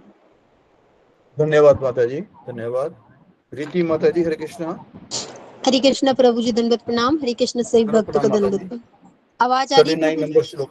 जी माता जी आ रही है। जी 39 नंबर श्लोक कीजिएगा। जी प्रभु जी। एष अवित संख्ये बुद्धि योग तो इमाम शरणु बुद्धिया युक्तया पार्थ कर्म बंधम प्रयाहेस्ति। अनुवाद, मैंने यहाँ विश्लेषिक अध्ययन संख्य के के द्वारा इस ज्ञान का वर्णन किया है। अब निष्काम भाव से कर्म करना बता रहा हूँ, उसे सुनो। हे प्रथापुत्र, तुम यदि ऐसे ज्ञान के से कर्म करोगे तो तुम कर्मों के बंधन से अपने आप को मुक्त कर सकोगे। तात्पर्य श्रीला प्रभुपाद के द्वारा। वैदिक कोश नियुक्तियों के अनुसार सांख्य का अर्थ है विस्तार से वस्तुओं को वर्णन करने वाला सांख्य उस दर्शन के लिए प्रयुक्त मिलता है जो आत्म के वास्तविक प्रकृति का वर्णन करता है, और योग का अर्थ है इंद्रियों का निग्रह। अर्जुन का युद्ध ना करने का प्रस्ताव इंद्रिय तृप्ति पर आधारित था। वह अपने प्रधान कर्तव्य को भुलाकर युद्ध से दूर रहना चाहता था, क्योंकि उसने ये सोचा था कि धृतराज अपने पुत्रों को अर्थात बंधुओं को परस्त करके राजभोग करने की अपेक्षा से अपने संबंधियों तथा स्वजनों को मारकर अधिक सुखी रहेगा। दोनों ही प्रकार से मूल सिद्धांत तो इंद्रिय तृप्ति ही था। उन्हें जीतने के लिए प्राप्त होने वाला सुख तथा स्वजनों को जीवित देखने वाला सुख, ये दोनों इंद्रिय तृप्ति के धरातल पर एक है, क्योंकि इससे बुद्धि तथा कर्तव्य दोनों का अंत हो जाता है। अतः कृष्ण ने अर्जुन को बताया कि चाहे वे अपने पितामह का शरीर का वध करके आत्मा को नहीं मारेगा। उन्होंने बताया कि उनके सहित सारे जीव शाश्वत प्राणी हैं। वे भूतकाल के प्राणी थे, वर्तमान में भी प्राणी के रूप में ही हैं और भविष्य में प्राणी के रूप में रहेंगे, क्योंकि हम शाश्वत आत्मा हैं। हम विभिन्न प्रकार से केवल अपने शारीरिक परिधान वस्त्र बदलते रहते हैं और इस भौतिक वस्त्र के बंधन से मुक्त के होने के बाद हमारी पृथक सत्ता बनी रहती है। भगवान कृष्ण के द्वारा आत्मा तथा शरीर का अत्यंत विदात वैशलिक अध्ययन प्रस्तुत किया गया है और निरुक्त कोश की शब्दावली इस विषाद अध्ययन को यहाँ सांख्य कहा गया है। इस सांख्य का नास्तिक हरे कृष्ण माता जी हरे कृष्ण। गुरु जी टेक ऑफ कर गए हैं, उनका जहाज उड़ गया है, तो आप स्लो बोलिए, थोड़ा बड़ी तेजी से, जहाज की स्पीड से नहीं बोलिएगा जी। थोड़ी स्लो बोलिएगा जी। इस सांख्य नास्तिक कपिल के सांख्य दर्शन से कोई सरोकार नहीं है। इससे नास्तिक कपिल सांख्य दर्शन के बहुत पहले भगवान कृष्ण के अवतार भगवान कृष्ण ने भगवान कपिल ने अपनी माता देवहूति के समक्ष श्रीमद् भागवतम में वास्तविक सांख्य दर्शन का प्रवचन किया था। उन्होंने स्पष्ट बताया था कि पुरुष या परमेश्वर क्रियाशील है और वे प्रकृति पर दृष्टिपात करके दृष्टि से उपपत्ति करते हैं। इसको वेदों ने तथा गीता ने स्वीकार किया है। वेदों का वर्णन मिलता है कि भगवान ने प्रकृति का दृष्टिपात किया और उसमें आवर्णिक जीवात्माएं प्रविष्टि की। ये सारे जीव भौतिक जगत में इंद्र तृप्ति के लिए कर्म करते हैं और माया के वंशीभूत होकर अपने आप को भोक्ता मानते हैं। इस मानसिकता के चरम सीमा भगवान के साथ राजयुज्य प्राप्त करता है। यह माया तथा इंद्र तृप्ति जन्य मोह का अंतिम पाश है और अनेक जन्मों तक इस तरह की इंद्र तृप्ति करते हुए कोई महात्मा भगवान कृष्ण यानी वासुदेव की शरण में जाता है, जिससे परम सत्य की खोज पूरी होती है। अर्जुन ने कृष्ण की शरण ग्रहण करके पहले ही उन्हें गुरु के रूप में स्वीकार किया। फलस्वरूप कृष्ण अब उनको बुद्धि योग या कर्मयोग की कार्यविधि बताएंगे जो कृष्ण की इंद्र तृप्ति के लिए किया जाता है। कृष्ण की इंद्र तृप्ति के लिए किया गया भक्ति योग है। यह बुद्धि योग अध्ययन 10 के 10वें श्लोक में वर्णित है, जिसमें इसे भगवान के साथ प्रत्यक्ष संपर्क बताया गया है और सबके हृदय में परमात्मा के रूप में विद्वान है, किंतु ऐसा संपर्क भक्ति के बिना संभव नहीं। अतः जो भगवान की भक्ति यह दिव्य प्रेममयी भक्ति कृष्ण भावनामृत में स्थित है, वही भगवान की विशिष्ट कृपा बुद्धि योग की अवस्था को प्राप्त कर जाता है। अतः भगवान कहते हैं कि जो लोग दिव्य प्रेम वंशी भक्ति में निरंतर लगे रहते हैं, उन्हें वे भक्ति का विशुद्ध ज्ञान प्राप्त करते हैं। इस प्रकार भक्त सरलता से उनके चिंतनमय धाम को पहुंच सकते हैं। इस प्रकार इस श्लोक में वर्णित बुद्धि योग भगवान कृष्ण की भक्ति है और यहाँ पर उल्लेखित सांख्य शब्द नास्तिक कपिल द्वारा प्रतिपादित अनिश्चयवादी सांख्य योग की से कुछ भी संबंधित नहीं है। अतः किसी को यह भ्रम भी होना चाहिए कि यहाँ पर उल्लेखित है सांख्य योग या अनिश्चयवादी सांख्य से किसी भी प्रकार का संबंध नहीं है, ना ही उसे उसके दर्शन का कोई प्रभाव होता है, ना कृष्ण ऐसी ईश्वरहीन दार्शनिक कल्पना का उल्लेख करने की चिंता की। वास्तविक सांख्य योग का दर्शन भगवान कपिल द्वारा श्रीमद् भागवतम में हुआ है, किंतु वर्तमान में प्रकरण में उसकी संख्या कोई सरोकार नहीं है।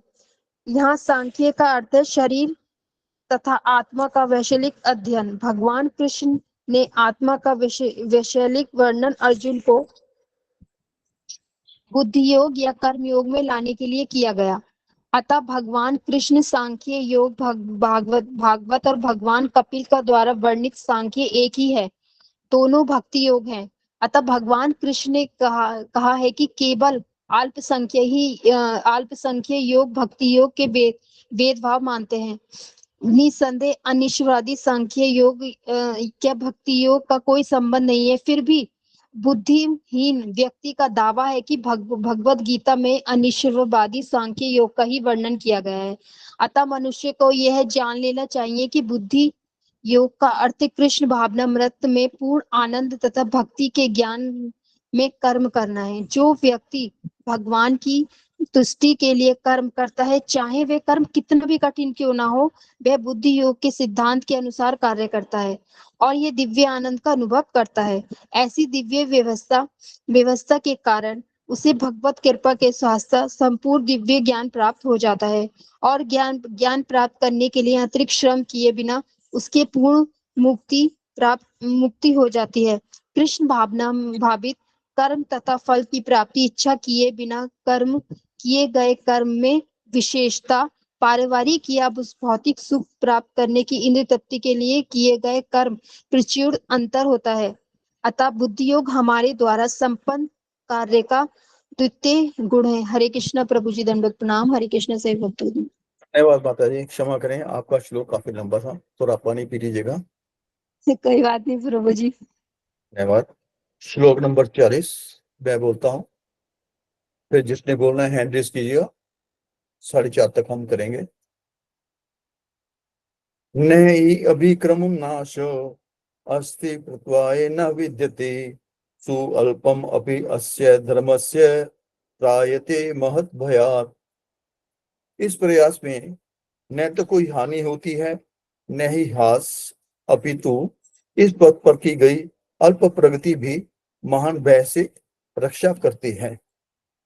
तात्पर्य, कर्म का सर्वोच्च दिव्य गुण है कृष्ण भावनामृत में कर्म या इंद्रिय तृप्ति की आशा न करके कृष्ण के हित में कर्म करना। ऐसे कर्म का लघु आराम होने पर भी कोई बाधा नहीं आती है, न कभी इस आराम का विनाश होता है। भौतिक स्तर पर प्रारंभ किए जाने वाले किसी भी कार्य को पूरा करना होता है, अन्यथा सारा प्रयास विफल हो जाता है। किंतु कृष्ण भावनामृत में प्रारंभ किया जाने वाला कोई भी कार्य अधूरा रहकर भी स्थायी प्रभाव डालता है। अतः ऐसे कर्म करने वाले की को कोई हानि नहीं होती, चाहे यह कर्म अधूरा ही क्यों न रह जाए। यदि कृष्ण भावनामृत का 1% भी कार्य पूरा हुआ तो उसका स्थायी फल होता है। अतः अगली बार 2% से शुभारंभ होगा। किंतु भौतिक कर्म में जब तक 100% सफलता प्राप्त न हो तब तक कोई लाभ नहीं होता। अजामिल ने कृष्ण भावनामृत में अपने कर्तव्य का कुछ ही प्रतिशत पूरा किया था, किंतु भगवान की कृपा से उसे 100% लाभ मिला। इस संबंध में श्रीमद् भागवतम में एक अत्यंत सुंदर श्लोक आया है। यदि कोई अपना धर्म छोड़कर कृष्ण भावनामृत में काम करता है और फिर काम पूरा न होने के कारण नीचे गिर जाता है तो इसमें उसकी हानि नहीं है। यदि कोई अपने भौतिक कार्यों का पूरा करता है तो इससे उसका क्या लाभ होगा। अथवा जैसा कि ईसाई कहते हैं, यदि कोई अपनी शाश्वत आत्मा को खोकर संपूर्ण जगत को पा ले तो मनुष्य को इससे क्या लाभ होगा। भौतिक कार्य तथा उनके फल शरीर के साथ ही समाप्त हो जाते हैं, किंतु कृष्ण भावनामृत में किया गया कार्य मनुष्य को इस शरीर के विनष्ट होने पर भी पुनः कृष्ण भावनामृत तक ले जाता है। कम से कम इतना तो निश्चित है कि अगले जन्म में उसे सुसंस्कृत ब्राह्मण परिवार में या धनी मानी कुल में मनुष्य का शरीर प्राप्त हो सकेगा, जिससे उसे भविष्य में ऊपर उठने का अवसर प्राप्त हो सकेगा। कृष्ण भावनामृत में संपन्न कार्य का यही अनुपम गुण है। धन्यवाद। हरे कृष्णा।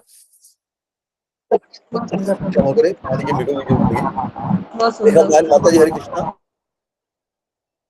रेखा पायल माता जी। हाँ जी प्रभु जी, हरे कृष्णा। ये 41 नंबर श्लोक कहिएगा। जी प्रभु जी।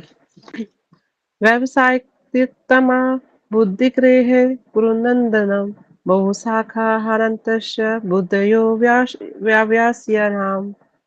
जो इस मार्ग पर है वे प्रयोजन में दृढ़ रहते हैं और उनका लक्ष्य भी एक होता है। हे कुरुनंदन, जो दृढ़ प्रतिज्ञ नहीं है उनकी बुद्धि अनेक शाखाओं में विभक्त रहती है। तात्पर्य, यह दृढ़ श्रद्धा की कृष्ण भावनामृत में द्वारा मनुष्य जीवन की सर्वोच्च सिद्धि प्राप्त कर सकेगा। व्यावसायिकता बुद्धि कहलाती है। चैतन्य चरितामृत में मध्य में कहा गया है, श्रद्धा शब्दे विश्वास कहे सुदृढ़ निश्चय है, कृष्णे भक्ति केले सर्व कर्म कृत है। श्रद्धा का अर्थ है किसी अलौकिक वस्तु में अटूट विश्वास। जब कोई कृष्ण भावनामृत के कार्य में लगा होता है तो उसे परिवार, मानवता या राष्ट्रता से बंधकर कार्य करने की आवश्यकता नहीं होती। पूर्व में किए गए शुभ अशुभ कर्मों के फल ही उसे सकाम कर्मों में लगाते हैं। जब कोई कृष्ण भावनामृत में संलग्न हो तो उसे अपने कार्यों के शुभ फल के लिए प्रयत्नशील नहीं रहना चाहिए। जब कोई कृष्ण भावनामृत में लीन होता है तो उसके सारे कार्य आध्यात्मिक धरातल पर होते हैं, क्योंकि उनमें अच्छे तथा बुरे का द्वैत नहीं रह जाता। कृष्ण भावनामृत में की सर्वोच्च सिद्धि देहात्म बुद्धि का त्याग है। कृष्ण भावनामृत की प्रगति के साथ कर्मशः यह अवस्था स्वतः प्राप्त हो जाती है। कृष्ण भावना भावित व्यक्ति का दृढ़ निश्चय ज्ञान पर आधारित है। वासुदेवः सर्वम् इति सः महात्मं सुदुर्लभः। कृष्ण भावना भावित व्यक्ति अत्यंत दुर्लभ जीव है जो भली भांति जानता है कि वासुदेव या कृष्ण समस्त प्रकट कारणों के मूल कारण है।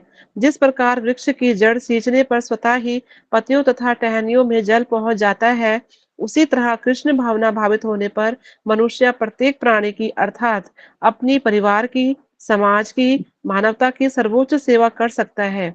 यदि मनुष्य के कर्मों से कृष्ण प्रसन्न हो जाए तो प्रत्येक व्यक्ति संतुष्ट होगा, किंतु कृष्ण भावनामृत में सेवा गुरु के समर्थ निर्देशन में ही ठीक से हो पाती है, क्योंकि गुरु कृष्ण का प्रमाणिक प्रतिनिधि होता है जो शिष्य के स्वभाव से परिचित होता है और उसे कृष्ण भावनामृत की दिशा में कार्य करने के लिए मार्ग दिखा सकता है। अतः कृष्ण भावनामृत में दक्ष होने के लिए मनुष्य को दृढ़ता से कर्म करना होगा और कृष्ण के प्रतिनिधि की आज्ञा का पालन करना होगा। उसे गुरु के उपदेशों को जीवन का लक्ष्य मान लेना होगा। श्री विश्वनाथ चक्रवर्ती ठाकुर ने गुरु की प्रसिद्ध प्रार्थना में उपदेश दिया है, यस्य प्रसादात् भगवत प्रसादो यस्य प्रसादान् गति कुतो अपि ध्यानस्तु वस्य यशस्त्री संध्यम वंदे गुरु श्री चरणारविंदम। गुरु की तुष्टि से भगवान भी प्रसन्न होते हैं। गुरु को प्रसन्न किए बिना कृष्ण भावनामृत के स्तर तक पहुंच पाने की कोई संभावना नहीं रहती। अतः मुझे उनका चिंतन करना चाहिए और दिन में 3 बार उनकी कृपा की याचना करनी होगी और अपने गुरु को सादर नमस्कार करना चाहिए। किंतु यह संपूर्ण पद्धति देह आत्म बुद्धि से परे सैद्धांतिक रूप में नहीं वरन व्यवहारिक रूप में पूर्ण आत्मा ज्ञान पर निर्भर करती है। जब सकाम कर्मों से इंद्रिय तृप्ति की कोई संभावना नहीं रहती, जिसका मन दृढ़ नहीं है वही विभिन्न सकाम कर्मों की ओर आकर्षित होता है। हरे कृष्णा प्रभु जी, दंडवत प्रणाम। धन्यवाद माता जी, बहुत सुंदर, धन्यवाद। रंजना माता जी, हरे कृष्णा। हरे कृष्णा प्रभु जी, प्रणव धन्यवाद जी माता जी, नेक्स्ट श्लोक कहिएगा। धन्यवाद। जी जी प्रभु जी। याम याम पुष्पितां वाचं प्रवदन्ति अविपश्चिता वेदवादरता पार्थ न अन्यथा अस्ति इति वादिना कामात्माना स्वर्गपरा जन्म कर्म फल प्रदां क्रिया विशेष बहुलाभ भोग ऐश्वर्य गतिम प्रति। अल्पज्ञानी मनुष्य वेदों के उन अलंकारिक शब्दों के प्रति अत्यधिक आसक्त रहते हैं जो स्वर्ग की प्राप्ति, अच्छे जन्म, शक्ति इत्यादि के लिए विविध सकाम कर्म करने की संस्तुति करते हैं। इंद्रिय तृप्ति तथा ऐश्वर्यमय जीवन की अभिलाषा के कारण वे कहते हैं कि इससे बढ़कर और कुछ नहीं है। श्री प्रभुपाद जी द्वारा तात्पर्य, साधारणतः सब लोग अत्यंत बुद्धिमान नहीं होते और वे अज्ञान के कारण वेदों के कर्म कांड भाग में बताए गए सकाम कर्मों के प्रति अत्यधिक आसक्त रहते हैं। वे स्वर्ग में जीवन का आनंद उठाने के लिए इंद्रिय तृप्ति कराने वाले प्रस्तावों से अधिक और कुछ नहीं चाहते। जहाँ मदिरा तथा तरुणियां उपलब्ध है और भौतिक ऐश्वर्य सर्वसामान्य है। वेदों में स्वर्गलोक पहुंचने के लिए अनेक यज्ञों की संस्तुति है, जिनमें ज्योतिष्टकम यज्ञ प्रमुख है। वास्तव में वेदों में कहा गया है कि जो स्वर्ग जाना चाहता है उसे ये यज्ञ संपन्न करने चाहिए, और अल्पज्ञानी पुरुष सोचते हैं कि वैदिक ज्ञान का सारा अभिप्राय इतना ही है। ऐसे लोगों के लिए कृष्ण भावनामृत के दीर्घ कर्म में स्थित हो पाना अत्यंत कठिन है।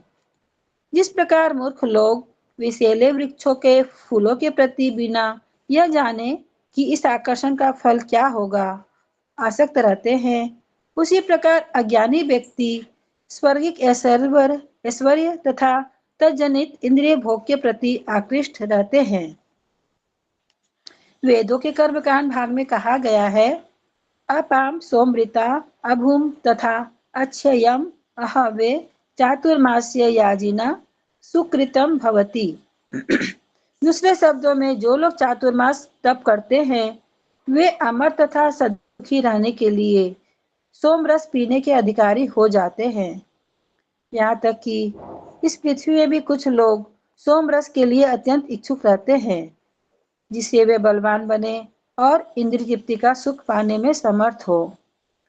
ऐसे लोगों को भवबंधन से मुक्ति में कोई श्रद्धा नहीं होती और वे वैदिक यज्ञों की तड़क भड़क में विशेष आसक्त रहते हैं। वे सामान्यतः विषयी होते हैं और जीवन में स्वर्गिक आनंद के अतिरिक्त और कुछ नहीं चाहते। कहा जाता है कि स्वर्ग में नंदन कानन नामक अनेक उद्यान हैं, जिनमें देवी सुंदरी स्त्रियों का संग तथा प्रचुर मात्रा में सोमरस उपलब्ध रहता है।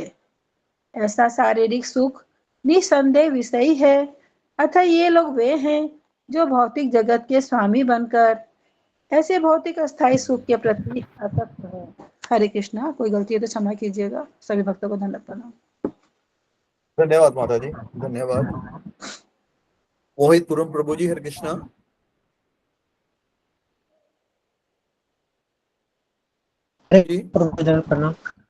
प्रणाम प्रभु जी। प्रभु जी 44 नंबर श्लोक कीजिएगा। ठीक है। भोग ऐश्वर्य प्रसक्ता नाम तया अपहृता चेतसाम आत्मिका बुद्धि साधना विधीयते। जो लोग इन भौतिक तथा भौतिक ईश्वर के प्रति अत्यधिक आसक्त होने से ऐसे वस्तुओं से मोहग्रस्त हो जाते हैं, उनके मन में भगवान के प्रति भक्ति का दृढ़ निश्चय नहीं होता। समाधि का अर्थ है स्थिर मन। वैदिक शब्दकोश निरुक्ति के अनुसार सम्यग्, तो वैदिक शब्दकोश निरुक्ति के अनुसार जब मन आत्मा को समझने में स्थिर रहता है तो उसे समाधि कहते हैं। जो लोग इंद्रिय भोग में रुचि रखते हैं अथवा ऐसे क्षणिक वस्तुओं से मोहग्रस्त रखते हैं, उनके लिए समाधि कभी संभव नहीं है। पकड़ वे न्यूनाधिक पत्नी प्राप्त करते हैं। प्रभु। धन्यवाद प्रभु जी। सुरेश विश्व प्रभु जी, हरे कृष्णा। सुरेश प्रभु जी।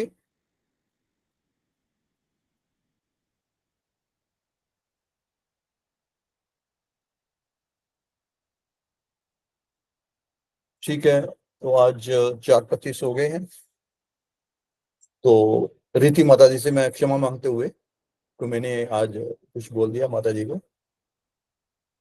तो मैं ये सत्र यहीं पे विराम देते हैं। सभी भक्तों का धन्यवाद। मुझसे कोई त्रुटि हो गई, गलती हो गई तो क्षमा याचक हूँ। रीति माता जी क्षमा करना मेरे को, मेरे थोड़ा सा मजाक कर दिया आपके साथ। नहीं प्रभु जी, आप कैसे हत्या कर रहे हैं? नहीं क्षमा, ऐसे आप सेवा का मौका दे रहे हैं, यही बहुत बड़ी बात है मेरे लिए। सभी भक्तों के चरणों में दंडवत प्रणाम। हरे कृष्णा। हम यहीं विराम देते हैं। धन्यवाद। हरे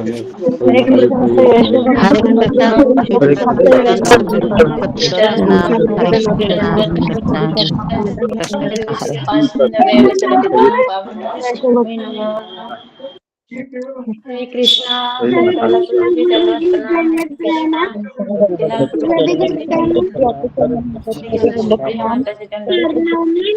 हरे कृष्णा। रंजना माता जी दंडवत प्रणाम। और माता जी दंडवत प्रणाम। जी के चरण में प्रभु जी और माता जी के चरणों में दंडवत प्रणाम। प्रभु जी को दंडवत प्रणाम। सभी भक्तों के चरणों में दंडवत प्रणाम। हरे श्री चरण कमल में कोटि कोटि दंडवत प्रणाम। हरि बोल। हरे राम राम राम हरे कृष्ण कृष्ण कृष्ण हरे हरे, हरे राम राम राम हरे बोल। हरे कृष्ण।